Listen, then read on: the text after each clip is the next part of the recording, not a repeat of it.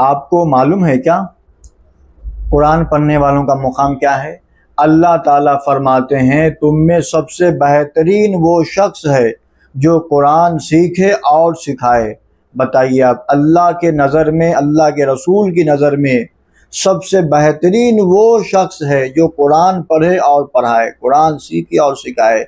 इससे बड़ा आदमी और कोई नहीं हो सकता। लिहाजा आप हम सब इस पे अमल करें। देखिए आप, कितने हमारे लोग हैं जो कुरान पढ़ने से गाफिल है।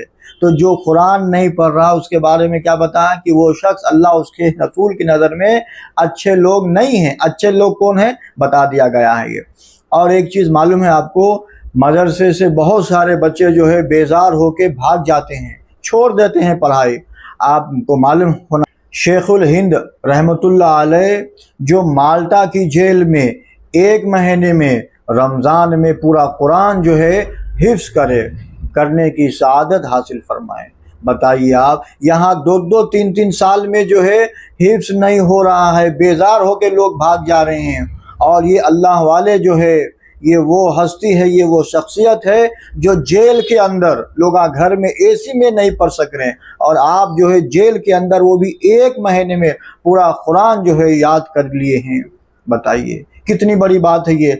हम सब अपने बच्चों को दीन, इस्लाम, कुरान की बातें जो है सिखाए। क्यों कि कुरान पढ़ने वाले की जो है कब्र हशर में अल्लाह ताला हशर के मैदान में कुरान जो है अल्लाह से सिफारिश करेगा, ऐ अल्लाह कि ये बंदे की इसकी बख्शिश फरमा। क्यों कि ये लोग दुनिया में मेरे लिए अपना तन मन धन सब लगा दिए थे। और जो लोग कुरान को पीठ दिखाते हैं, न पढ़ते हैं न पढ़ाते हैं, ऐसे शख्स का क्या हाल होगा? ऐसे शख्स का ये हाल होगा कि कुरान उसके लिए बद्दुआ करेगा। ऐ अल्लाह, ये शख्स जो है दुनिया में हमको छोड़ दिया था, बेयारो मददगार, सबको वक्त देता था, हमको वक्त नहीं देता था, तो कुरान बद्दुआ करेगी। अब जरा गौर फरमाइए, ऐसे शख्स की हलाकत में कोई चीज़ बाकी रहा?